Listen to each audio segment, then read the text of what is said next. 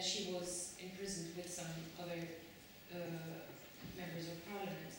She came out earlier, but she never used to give exclusive interviews. She did one, and the second one, I mean, the exclusive one would be mine. And everybody was, all my colleagues would like to interview her. There were a lot of requests and so on, and my request was known by the media company as well.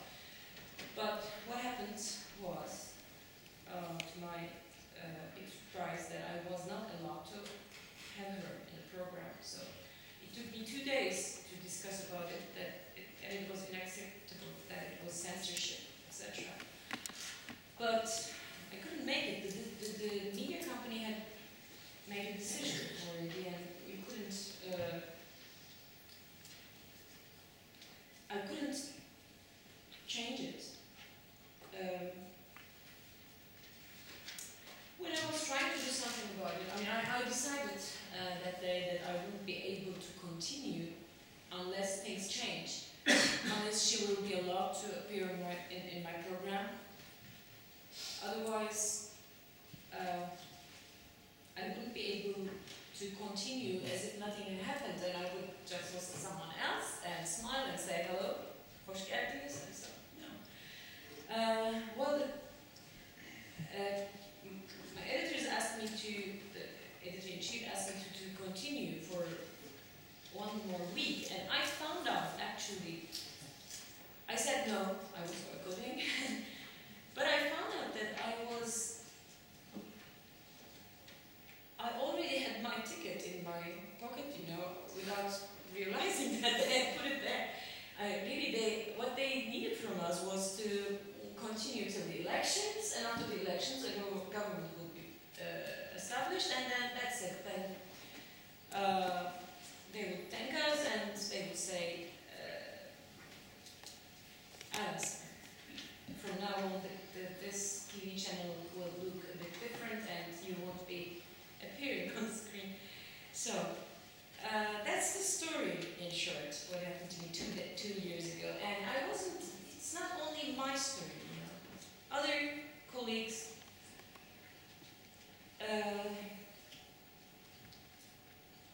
they suffered as the same. Maybe some of them were here. Nuran Mert, for example. She's a columnist and an academician. Can Dündar, Rushan Çakır, lately, Amir Zaman, well, I'm going to mention his name as well. Well, you can give other examples, right? Well,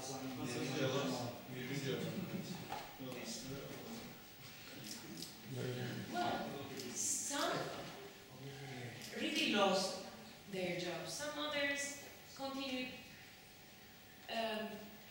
in different fields, I would say, in the same company. But, so, that was the situation. I decided to start a blog. I did it for a year. And then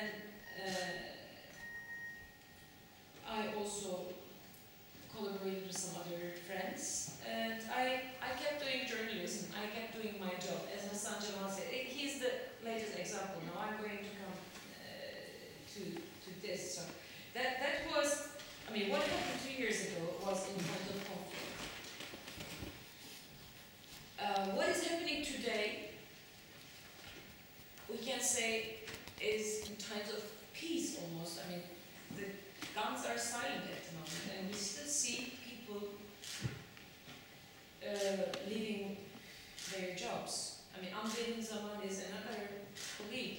She also had to leave her, stop writing at one of the dailies because she wrote about something about the collateral damage, I would say, which happened on the border a year ago, more than a year ago, and more than 30 people were killed. These people were smuggling goods. That was the way they made their living for generations. And that was a known fact that there were people smuggling goods. There were was some group of people coming back and forth, and the Herodes didn't know that. I mean, they can't, how do you say that, unnamed, or insansız hava aracı? We call them heralds, don't we? I mean, Yeah, well, you know, call them drones, drones. they don't classify, I mean, whatever we look at the track and so on. So the government didn't apologize. The government was asking for apology from Israel, and when the apology was made, that was big news. It was 2 days after Israel made a call for the peace process, and 2 days after Israel made this, Israeli government apologized, but there was still no apology from the Turkish government to its own citizens. So some people wrote about it, and Amberin was one of them. And she was told that she wouldn't be able to write anymore. So, well, back then, 2 years ago, when I said to one of my colleagues on the phone, you know, we should do something about it. It's not only me, others will follow. I know that, I was told.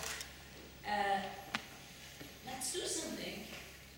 He yelled at me on the phone, and he said, Banu, what are you thinking?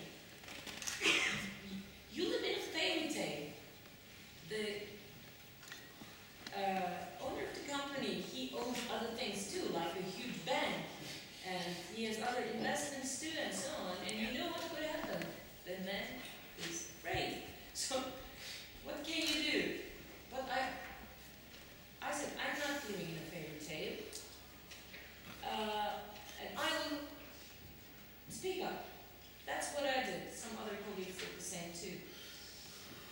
Well, we spoke up. What happened at the end? Well, we keep no job for 2 years.